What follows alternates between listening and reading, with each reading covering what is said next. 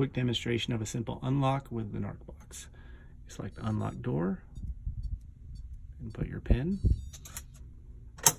Door unlocks. At this point, you can take your meds out, reclose the door,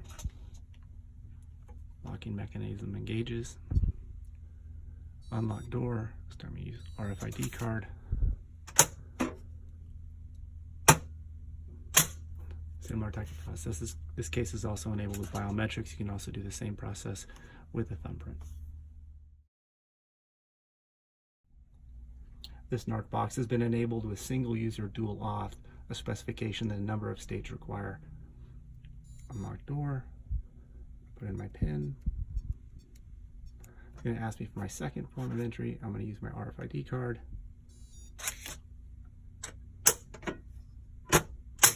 You can also use as a second form of entry biometrics if enabled, as well as employee ID.